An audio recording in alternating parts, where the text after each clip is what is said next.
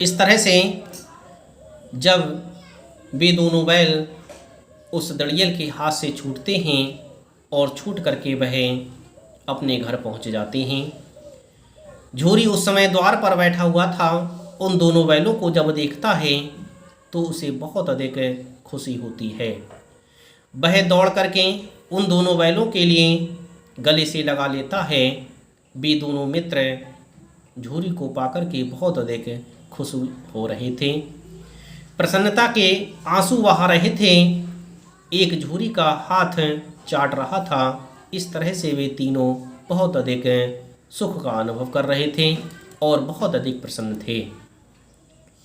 दड़ियल ने जाकर बैलों की रस्सियां पकड़ लीं। वह दड़ियल जो उन दोनों बैलों के लिए लेकर के जा रहा था, वह दौड़ करके गया और जाकर के उसने उन दोनों बैलों की रस्सियों के लिए पकड़ लिया और वहाँ से ले जाने का वह प्रयास करने लगा।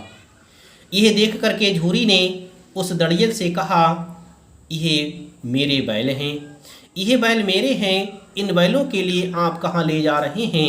इस तरह से झूरी ने उस दड़ियल से कहा। यह सुनकर के वह दड़ियल बोला, तुम्हारे बैल कैसे? यह बैल तुम्हारे कैसे हैं? मैं इन्हें मवेशी खानी से नीलाम ले आता हूँ। मैं इन्हें मवेशी खाने से नीलाम ले आता हूँ। मवेशी खाना उस स्थान के लिए कहते हैं जहाँ पर पशुओं के लिए रखा जाता है। ऐसे पशु जो आवारा होते हैं, उन पशुओं के लिए वहाँ बांध दिया जाता है और कुछ समय के बाद उनकी नीलामी कर दी जाती है। उसे मवेशी खाना कहते हैं। उसने कहा, मैं इन्हें मवेशी खाने से लेकर के आया हूँ, वहाँ से नीलामी में इन्हें मैंने खरीदा था। ये बैल तुम्हारे कैसे हो सकते हैं?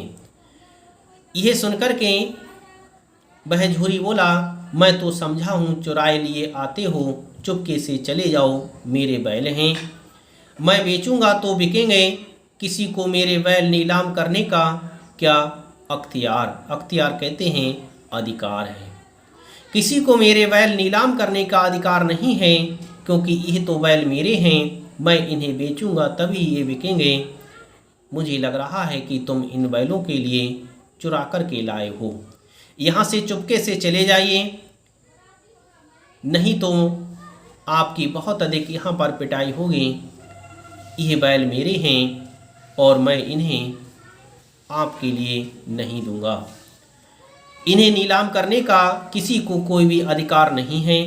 जाकर थाने में रपट कर दूंगा। यदि तुम यहाँ से नहीं जाओगे तो मैं जाकर के थाने में रिपोर्ट लिखा दूंगा।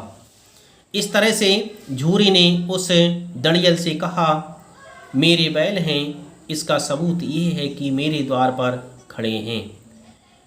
उस झूरी ने उस दड़ियल से कहा कि यह सबसे बड़ा सबूत है कि यह दोनों बैल मेरे द्वार पर खड़े हुए हैं, इसलिए यह मेरे बैल हैं। दड़ियल झल्लाकर बैलों को जबरदस्ती पकड़ ले जाने के लिए बढ़ा। वह दड़ियल क्रोधित होकर के झल्लाता हुआ उन दोनों बैलों को जबरदस्ती पकड़ करके वहाँ से ले जाने के लिए बढ़ा। उसी वक्त मोती ने सींग चलाया। उसी समय मोती ने उस दड़ियल को मारने के लिए अपना सींग चलाया। दड़ियल पीछे हटा और दड़ियल पीछे हट गया। मोती ने पीछा किया, दड़ियल वहाँ से भागा, मोती पीछे दौड़ा। दड़ियल भाग रहा था, मोती उसका पीछा कर रहा था और पीछे पीछे दौड़ रहा था उसे मारने के लिए। गांव के बाहर निकल जाने पर वह रुका, पर खड़ा दड़ियल का रास्ता देख रहा था। जब वह दड़ियल गांव के बाहर भागा तब वह रुक गया और खड़ा होकर के वहीं दड़ियल का रास्ता देखने लगा।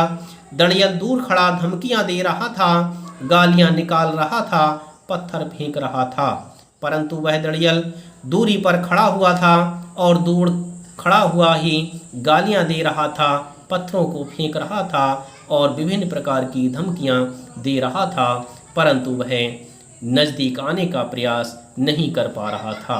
उसे ऐसा लग रहा था कि यदि मैं जाऊंगा तो यह बैल मुझे मारेगा, इसलिए वह दूरी पर ही खड़ा हुआ था। और मोती विजयी सूर की भांति उसका रास्ता रोके खड़ा था। मोती उसी रास्ते पर खड़ा हुआ था जिस रास्ते से उसने उसे दौड़ाया था, और वह इसीलिए खड़ा था कि यदि ये वापस आएगा तो मैं फिर से इसे मारूंगा। गांव के लोग यह तमाशा देखते थे और हंसते थे। गांव के लोग ये तमाशा देखते हुए हंस रहे थे। इस तरह से उस मोती ने उस दड़ियल के लिए गांव से बाहर भगा दिया।